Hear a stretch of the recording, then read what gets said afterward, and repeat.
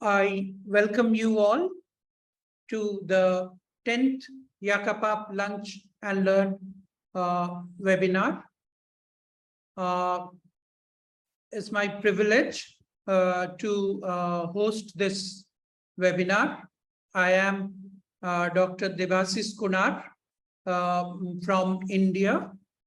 I'm the Vice President of IACAPAP, and I have been given this job. So good day to all of you. And we have, the topic is Tourette syndrome. Tourette syndrome, understanding sensory phenomenon, associated symptoms. And then the speaker is Yukiko Kano, who is MD, PhD. She is Associate Professor, Department of Child Neuropsychiatry, Graduate School of Medicine, the University of Tokyo. She is Director of Department of Child Psychiatry, the University of Tokyo Hospital. The chair for the webinar is Takashi Okada. He is also MD, PhD. He is Director, Department of Developmental Disorders, National Institute of Mental Health, National Center of Neurology and Psychiatry, Japan. So with that, I hand over to Dr. Kano to continue the webinar. Yeah. Welcome to the 10th IACAPAP Lunch and Learn webinar. Today's speaker is Professor Kano. She is specialized in neurodevelopmental disorders, especially in Tourette syndrome. She is especially interested in the comorbidity with OCD, ADHD, and other impulsive disorders. She will elucidate the psychopathology of Tourette syndrome from the comorbidities. Please start your lecture. Dr. Kano, please.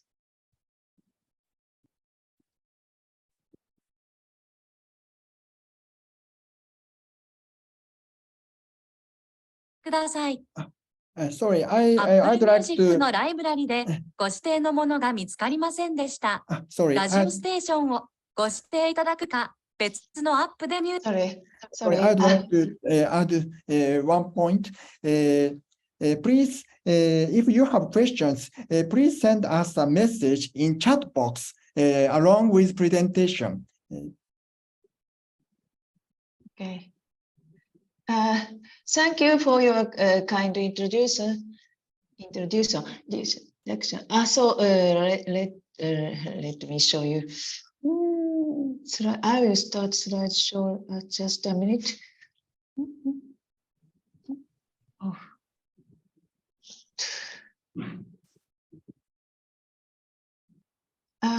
Are you seeing my slides? It's okay. Can I start now? Yes. Hello, everyone. I am Yukiko Kano, Japanese child psychiatrist from the University of Tokyo Hospital. I primarily work with children and adolescents with mental health problems, especially developmental disorders, including tic disorders.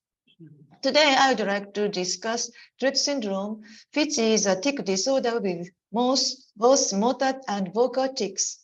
Particularly, I will focus on understanding sensory phenomena associated with obsessive-compulsive disorder, OCD, and treatment of comorbidities. I have no conflict of interest.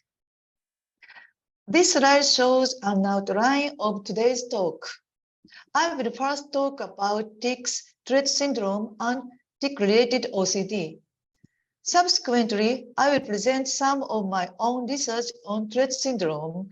Finally, I will discuss the treatment and support for individuals with Tourette syndrome and tic-related OCD. Tics are defined as sudden, rapid, recurrent, and non-rhythmic motor movements and vocalizations. These features are different from normal movements and vocalizations, therefore, tics are easily noticeable. Tics can be divided into motor tics and vocal tics. Tics can also be divided into simple tics, which are of short duration and apparently purposeless, and complex tics, which are of longer duration and appear purposeful. There are 4 types of tics: simple motor tics, simple vocal tics, complex motor tics, and complex vocal tics. Simple motor tics are the most common, with a high frequency of facial tics, including eye blinking. Simple vocal tics include throat cleaning and cat sniffs. Complex motor tics include jumping, touching, and stamping. Complex vocal tics include echolalia and coprolalia, which were described originally by Tourette, as will be discussed later. Here is a simulated case of Tourette syndrome. The case is that of a boy named Yuki. Let us assume that he is now 18 years old. Yuki is one of the most common names in Japan during the patient's year of birth. The patient's father blinks noticeably. However, none of the close relatives have been diagnosed with psychiatric disorders. The patient was sometimes restless and meticulous about certain things. Generally, he is a friendly and brilliant person. Eye blinking was noticed during an athletic meet in the last year of kindergarten. It disappeared temporarily, but reappeared after starting elementary school. However, it repeatedly appeared and disappeared during major school events. By 10 years of age, motor tics other than facial tics, such as neck shaking and shoulder shrugging, were also noticed. Vocal tics such as U and P sounds also appeared. However, the patient did not seem to be bothered by them. At the beginning of puberty, large obvious movements such as jumping and touching and loud yelling were noticed. The patient became concerned and his previous good academic performance began to decline, which became an additional concern. He was sometimes reluctant to attend school. This change in his condition can be considered as follows. Around the age of 10, the patient began to reflect on himself in comparison with others, along with his cognitive development. Just at the time, the severity of tics increased, and with it, inattention became more prominent, which negatively affected his academic performance. All these factors collectively resulted in a decline in self-esteem. During the patient's late teens, complex motor tics of large movements and loud vocal tics reduced slightly, but compulsive tics or tic-like compulsions, such as throwing the smartphone, hitting his own head with the smartphone, touching desk corners, and biting his tongue, became prominent along with coprolalia. Additionally, a notable increase in perfectionism was observed, and the patient experienced extreme anger when he could not perform tasks he wanted. Compulsivity and impulsivity thus became more intense. I would like to describe some of the features of tics. First, tics have been considered involuntary movements. However, they can often be temporary and or partially suppressed. Therefore, tics are considered semi-voluntary. Second, tics wax and wane in frequency and intensity and change over time with respect to the affected muscles, muscle groups, and nature of vocalizations. Tics often fluctuate with psychological and physical conditions as well. Significant changes in anxiety or tension, excitement, and exhaustion usually worsen tics. Stable levels of tension, concentration on activities, and sleep usually decrease tics. This feature helps in the diagnosis of tics and provide clues for their treatment and support.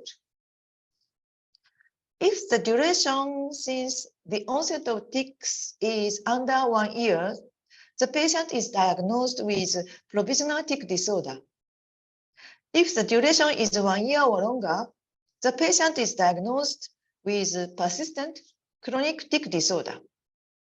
Furthermore, in persistent chronic tic disorders, when multiple motor tics and one or more vocal tics are present, the patient is diagnosed with Tourette's disorder, i.e. Tourette syndrome.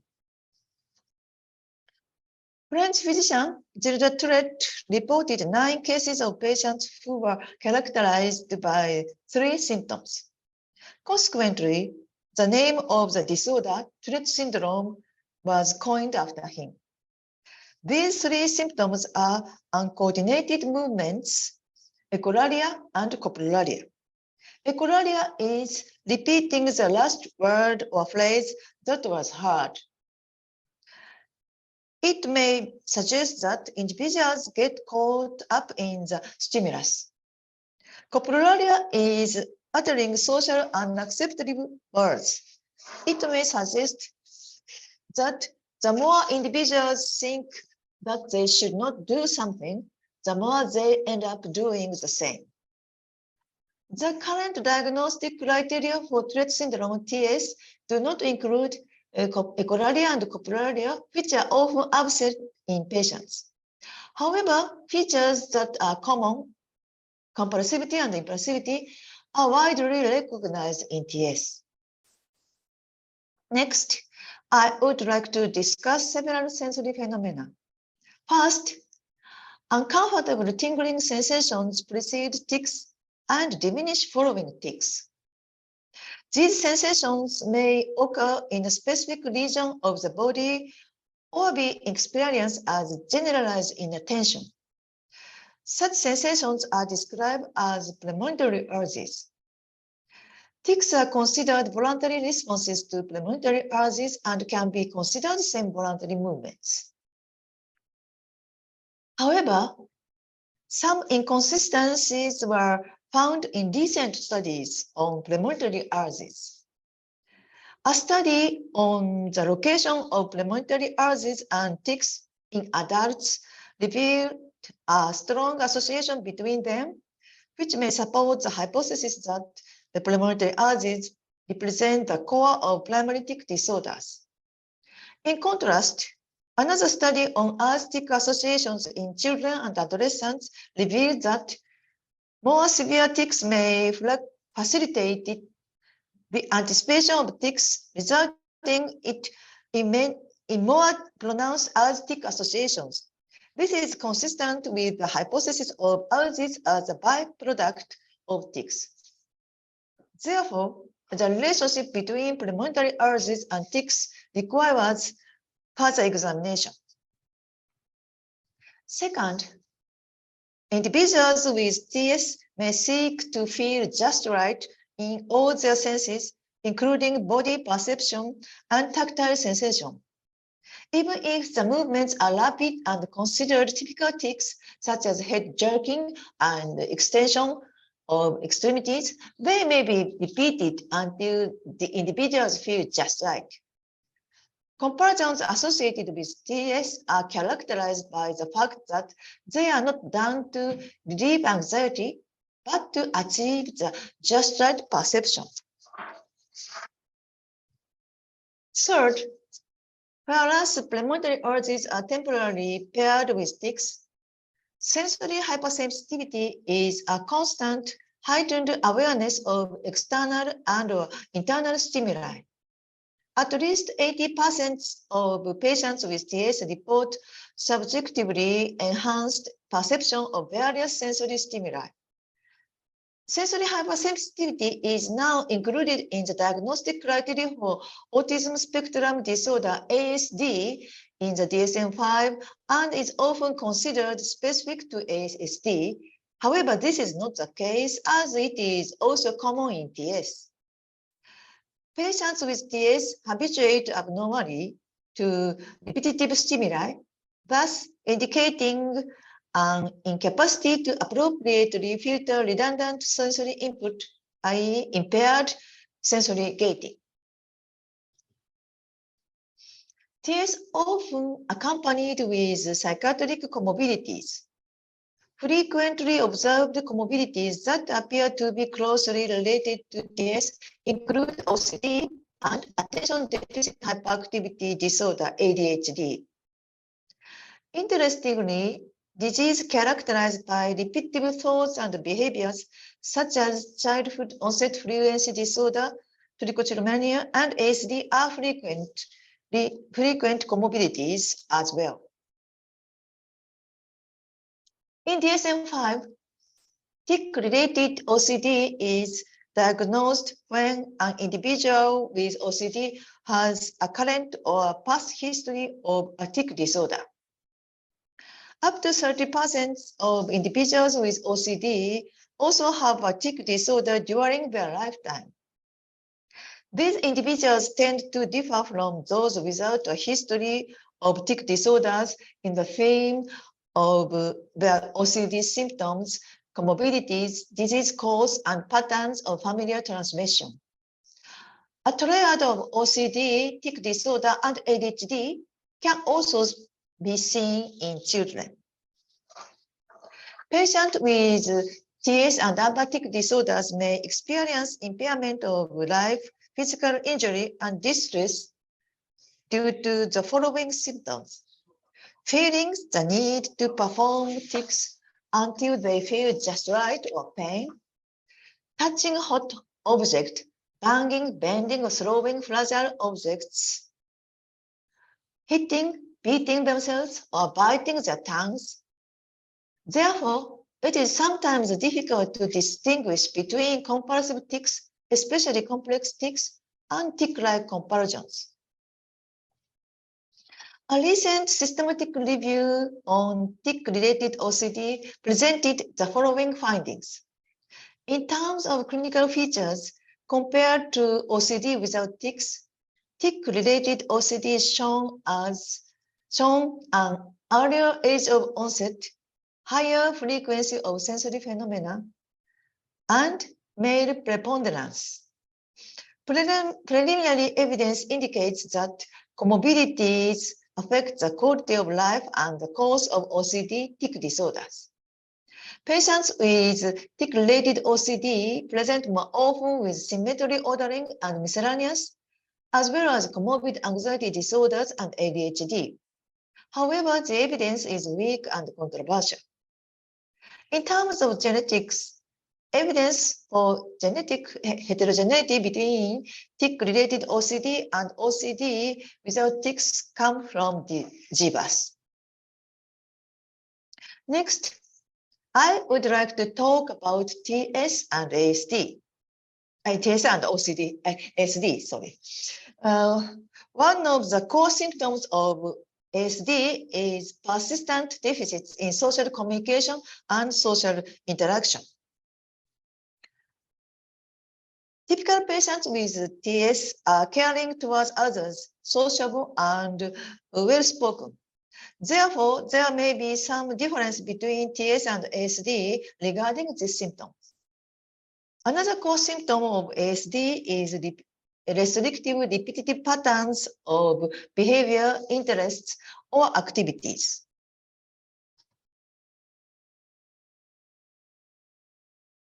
Patients with TS, irrespective of comorbid ASD, have prominent compulsivity with impulsivity to do more when they think that they should not. There appears to be a relative similarity between TS and ASD regarding this symptom. This slide shows orthogonal grouping of disorders according to their phenotypic compulsivity or impulsivity.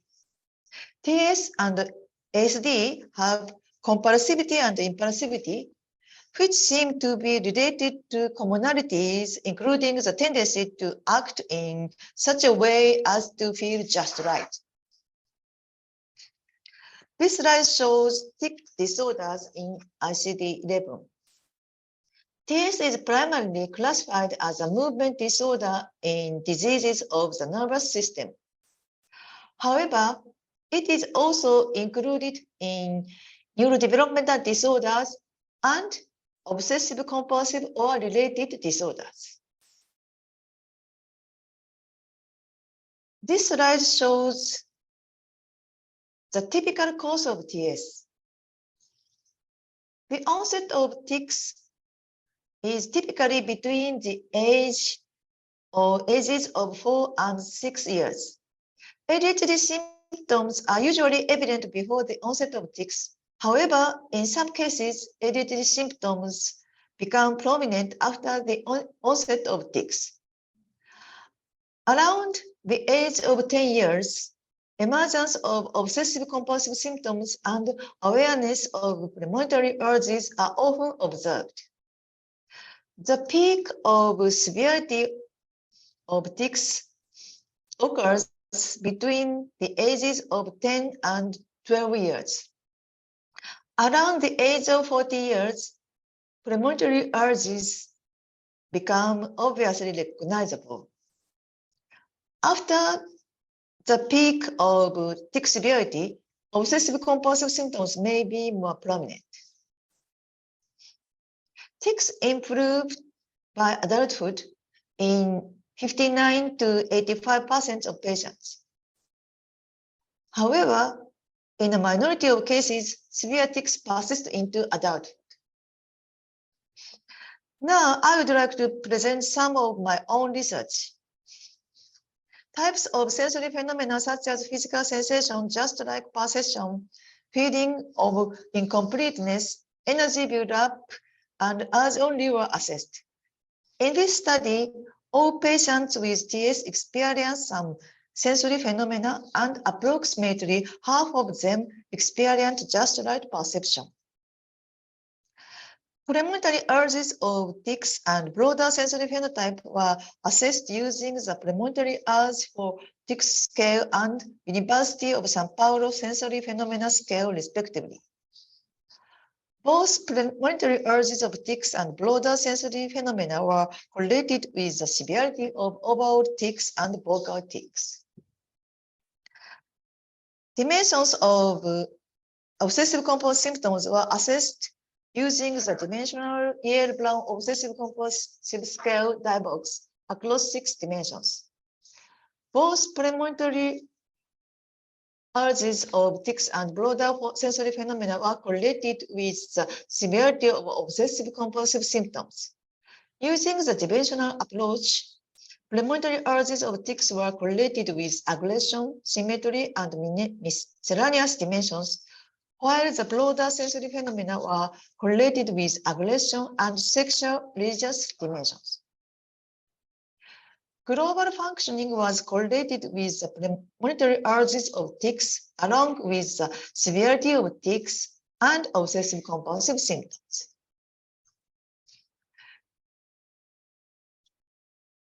Twenty patients with TS were assessed again after an average of 4 years.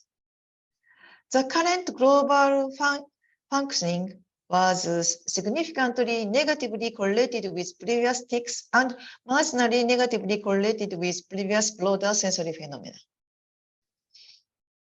The change in global functioning was significantly correlated with the change in obsessive-compulsive symptoms and marginally correlated with the change in premonitory urges. The approach to treatment and support for TS is founded on its neurobiological basis. In other words, tics are not caused primarily by parental upbringing or one's own personality, Therefore, it is fundamental to work comprehensively with the patients, their family, others around them, as well as the society to properly understand TS to allow the patient to live independently and have quality of life with tics. For comprehensive understanding, it is important to combine the assessments of both aspects: the severity of tic disorders and the recognition and coping ability of the patients and those around them.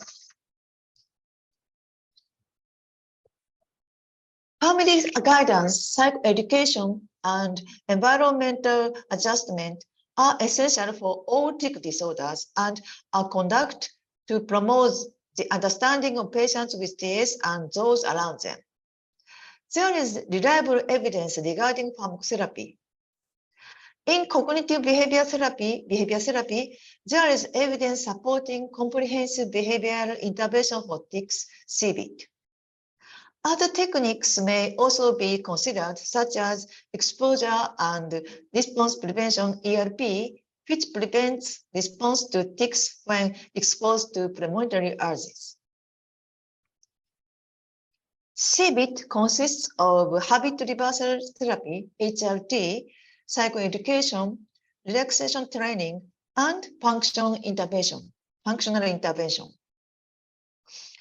HRT is a main component of CBIT and comprises 9 techniques across 4 discrete domains. Awareness training techniques to aid patients in detecting situations and early warning signs related to impeding tic behaviors. Competing response technique of instructing patients to perform a movement that is incompatible with the tic using the antagonistic muscles, motivation technique, and generalization. CBIT is indicated in patients aged 9 years and older, since that is when they may begin recognizing the premonitory urges or tics. Furthermore, patients try to control tics. This attitude towards tics may be fostered by acceptance of their condition from parents and others around them. As for pharmacotherapy, international guidelines mainly recommend antipsychotics and alpha-2 adrenergic receptor agonists. Aripiprazole is the preferred antipsychotic drug because of its mild side effects relative to its effectiveness. It is approved by US FDA as the medicine for TS and is cited the most by Japanese experts as the first drug for patients with tic disorders. Alpha-2 adrenergic receptor agonists include clonidine and guanfacine. These drugs are effective for comorbid tic disorders and ADHD. Considering the heterogeneity of TS phenotypes, including the comorbidities, pharmacotherapy should be tailored to each patient. In tic-related OCD, there is evidence to suggest a decreased response to selective serotonin reuptake inhibitors, SSRIs, and increased response to antipsychotics. The effect of CBT, primarily ERP, appear to be similar in tic-related OCD and in OCD without tics. Therefore, it is standard to begin treatment with CBT and SSRIs with the possibility of augmentation with antipsychotics if patient remains refractory to treatment. CBT could be further tailored to the clinical features of tic-related OCD, such as impulsivity and sensory phenomena, including the just right perception. CBT-BT of tic disorders may also be helpful in this effort. Developmental traits, including ADHD traits that tend to accompany tic-related OCD, should also be taken into consideration to support individualized difficulties of life and devise ways to promote CBT. Finally, I would like to discuss treatment once again through a case. Even a mild tic may lead to a visit to hospital if it appears repeatedly. The patient is more likely to see a doctor if they are additional developmental traits such as ASD or ADHD traits, anxious tendency, or habitual abnormalities, if the parents are anxious or if a relative suffers from TS. After obtaining information regarding these factors, healthcare professionals should advise parents primarily to accept their child, including the tics, and to foster confidence in the child. Subsequently, the progress should be monitored. The first visit to the hospital is likely to occur in the prepubertal period. The patient's perception of tics should be interviewed while carefully avoiding invasiveness. If the patient does not have high needs for treatment, psychoeducation about the characteristics of tics and how to deal with them may be appropriate for the patient and family members, followed by monitoring the progress. Consultation may be conducted regarding ways of understanding the patient's surroundings, such as school environment. The patient may be seen in the hospital for the first time in early puberty. A history of tics, sensory phenomena, and comorbidities should be reviewed to determine how they are interfering with the patient's life and causing distress.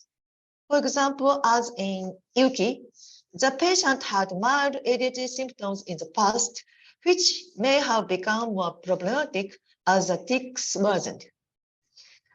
The developmental level and the tasks that patients need to address should also be considered, and psychological tests should be conducted as needed. Psychoeducation relative to findings of CBT-BT for tic disorders should be provided to the patient as well as the parents on how to understand and cope with the symptoms. If the treatment needs are clear and access to treatment is easy, CBT-BT should be introduced. If this is not possible or if its effectiveness is insufficient, pharmacotherapy is advisable with clear treatment targets. CBT, BT, and pharmacotherapy are likely being used in addition to psychoeducation and environmental adjustment in mid-puberty. Since tics, sensory phenomena, and comorbidities form a vicious cycle, we should first evaluate with the patient how these features are undermining the patient's quality of life while emphasizing the distress associated with them. We may find that for certain issues, patients exhibit effective coping mechanisms. Healthcare professionals may also support the patient to deepen their self-understanding and help them lead a positive life, providing more detailed consultations regarding environmental adjustments. CBT, BT, and pharmacotherapy are often conducted with clear treatment targets. When concomitant tics, obsessive-compulsive symptoms, and ADHD symptoms are present, multiple medications may be used. However, care should be taken not to use too many drugs. In conclusion, TS is a persistent chronic tic disorder with both motor and vocal tics. However, understanding its sensory phenomena and associated obsessive-compulsive symptoms is important to improve treatment strategies. Comorbidities such as OCD and ADHD can increase compulsivity and impulsivity and should be considered during treatment, which may include pharmacotherapy. Comprehensive understanding and tailored treatment are essential to improve the quality of life of patients with TS.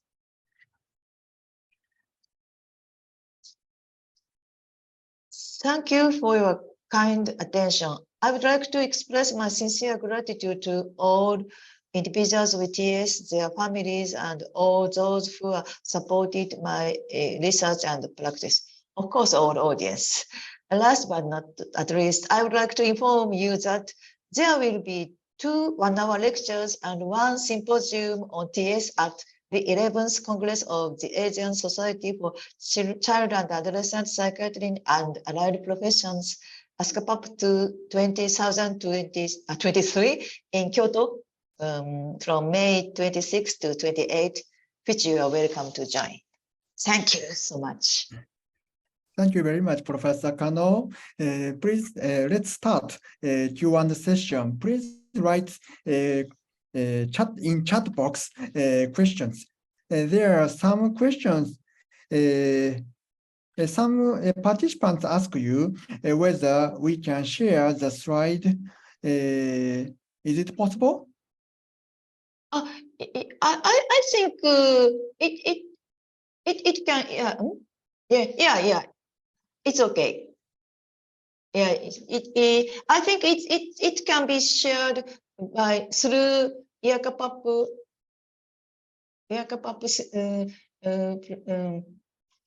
webinar system, or I'm not sure, but it's okay. Yeah. Thank you. There is one question. Your experience with haloperidol versus risperidone and the reasonable dosage you expect to show response. Sorry, please again. Haloperidol versus risperidone. The reasonable dosage you expect to show response. Yeah, I think important is not only effect but also side effect.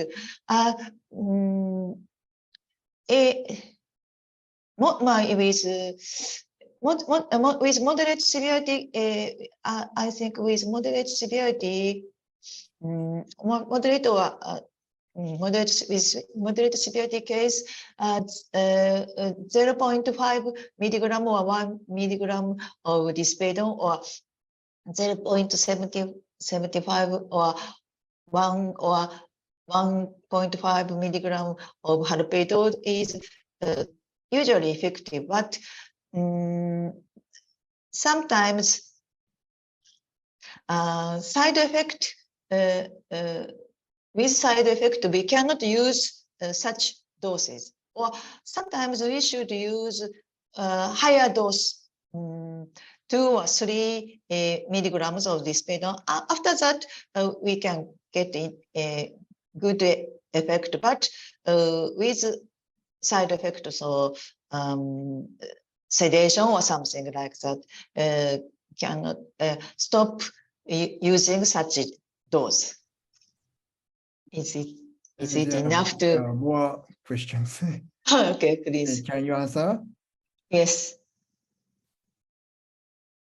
Is there any distinct difference on sensory phenomena that makes TS more pronounced than that of OCD, ADHD, compulsions and impulsive behaviors?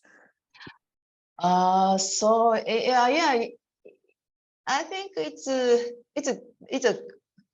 good and difficult question. So actually I'm very interested in how to differentiate these sensory phenomena among ASD, OCD, TS, and usually I think here's related sensory phenomena. Impulsivity, like tick-like impulsivity, is looks like stronger than sensory than OCD, than those in OCD, but it is very difficult to differentiate sensory phenomena among these 3 disorders: SD, OCD, TS. So, not only sensory phenomena, but also other symptoms, combining other symptoms, especially more typical tics, and more typical tics and spectrum to other repeated behaviors. So combining such related features help understanding. I think so, but it is I think it's difficult to differentiate. It is enough. Thank you very much. What is the first-line medication for tics in children and adolescents? SGA or clonidine? First-line medication. Yeah. Actually, it's. I think in Japan it's not established guideline now, and I check several guidelines. So especially European guidelines or other guidelines recommend clonidine or guanfacine, but sometimes first line, but effectiveness, I think effectiveness is a little better in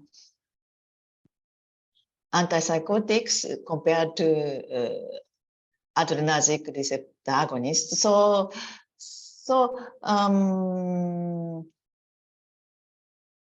we should think about effectiveness and side effect and acceptance of by patient, family, and society. So about attitude to two types of drugs. So in my practice, I usually explain two types of drugs and explain their effectiveness and the side effect, and ask patients and parents, which do you prefer? Thank you very much. A short question. Do tics occur during sleep? Yeah. It can occur, but very severity or frequency is very decreased. So mild case, no tics, but very severe cases, some tics. So it's very reduction compared to daytime. One more short question. How long do a CBT last? It's typically set up package 10, I think 10 sessions, but sometimes in my practice I ask a psychologist additional set, so sometimes 15 or more.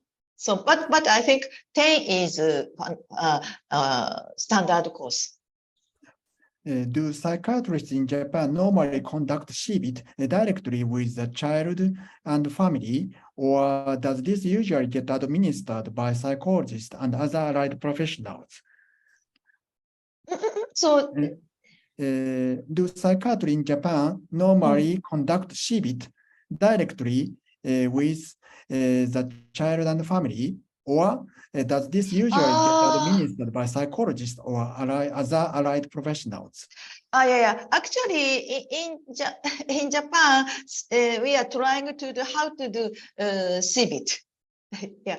So sometimes I ask my colleague psychologist and another doctors do similar. And recently, some another psychologist out of hospital are trying to do CBT. So we are searching better way. Is it enough? Thank you. is there any difference in the prevalence of TD in Japan or in comparison with the USA? Yeah. Actually, recently we don't have a good epidemiological study, so we should try. But I think not so much difference, but prevalence is not. The prevalence is affected by social awareness. So probably. So I think similar but related to social awareness. But we should do a epidemiological study. Yeah. Do stimulants prescribed for ADHD affect chicks for better or worse? Do stimulants affect OCD? Yeah, it's a difficult question. Yeah, actually, in Japan, we are formally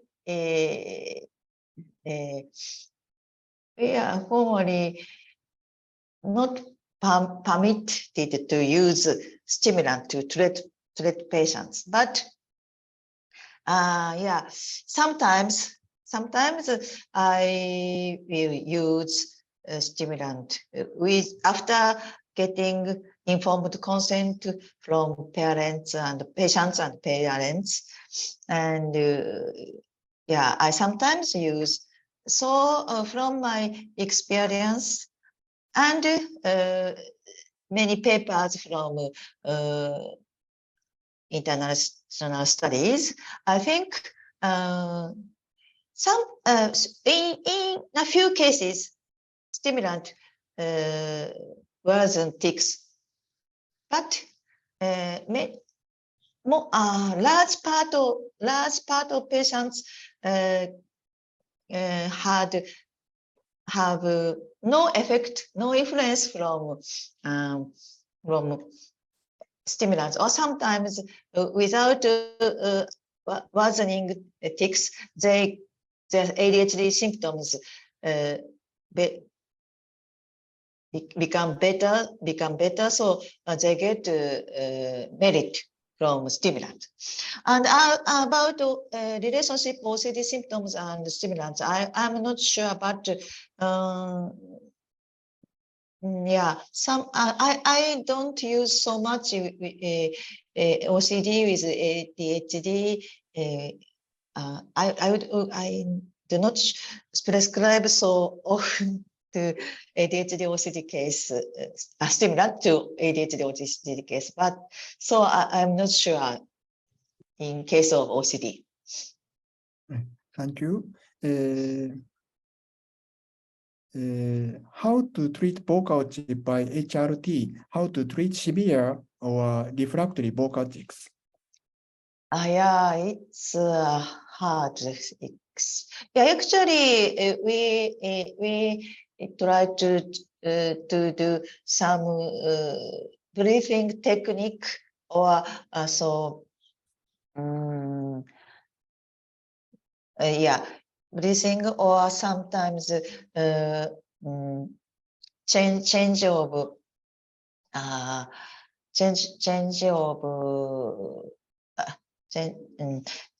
feeding. So sometimes switching drink spit, or sometimes drink water and breath. But yeah, it's difficult to difficult to control large vocal tics. So I think it is easier to control motor tics compared to vocal tics, from my own experience.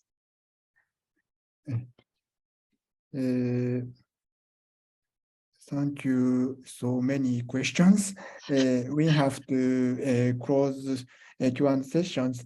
One or more questions. The next question is regarding the comorbidity with OCD and ADHD. I wonder if TS can be more clearly distinguished from other comorbidities. Do you think so? Do you I think? think this will be the last question. Okay.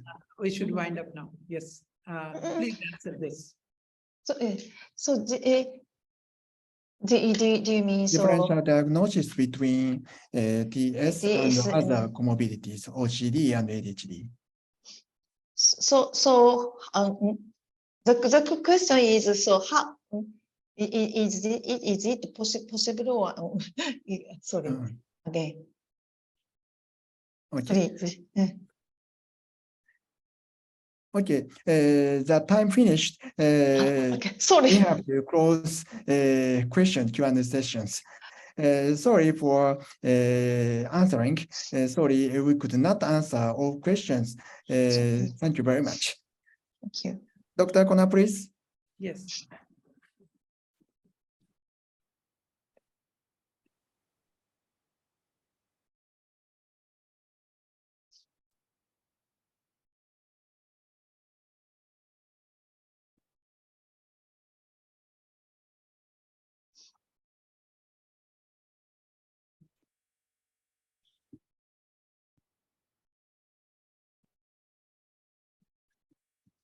I want to share my screen, but it's not coming. Will Sue kindly do it?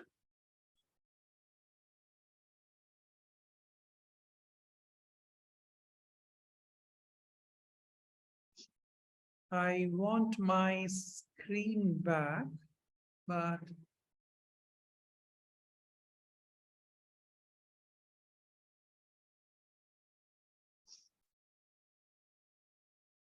I request Sue to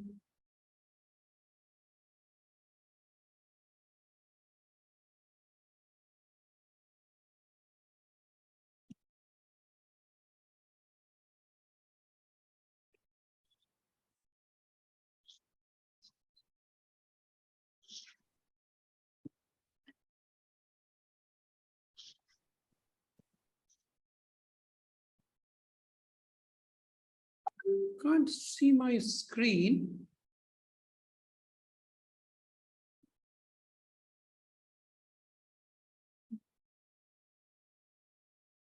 I request Sue to kindly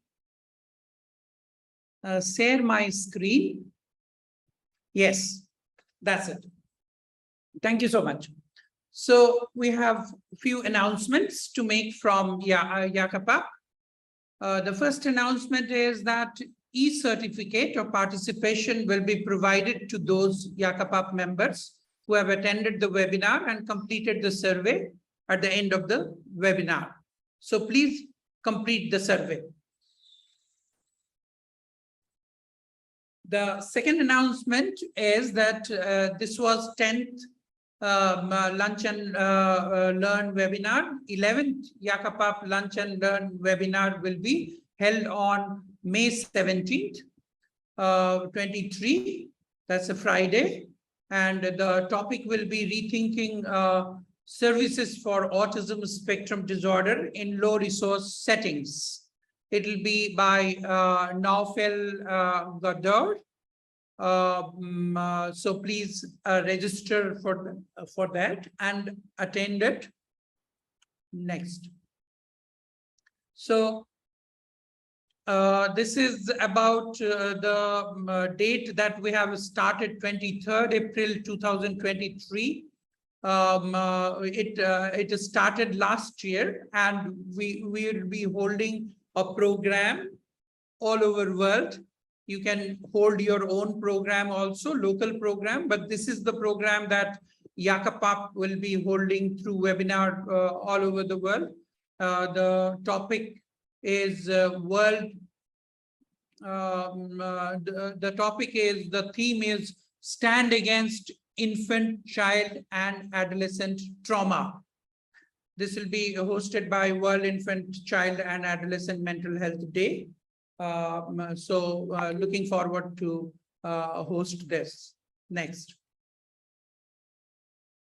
And this is the most important. IACAPAP conference for 2024 is decided, and it will be in Rio de Janeiro, Brazil, from May 20 to 24, 2024. The theme is child development, mental health challenges, and future of nations. So this is the website. You can look about the details at the website. And on behalf of IACAPAP, invite you all to this conference in 24. Next. Then it's a humble request that join our membership. We welcome interested individuals to become individual member of IACAPAP. Even if the national organization is a member, you can become individual member, which helps the organization, and you have better access to the organization IACAPAP. For more information, you can visit the IACAPAP website, where you have membership and then individual membership. Next. So with that, like all good things ends, this also is ending. Thank you all the attendees, the speaker, the chairperson, our administrator Sue Wong, who has been very active to organize this. So for any further information, you can contact us through mail info@iacapap.org. And you can also always look for our website, where you have all the recent informations. Thank you so much. It was a pleasure hosting your webinar. Thank you so much. Thank you.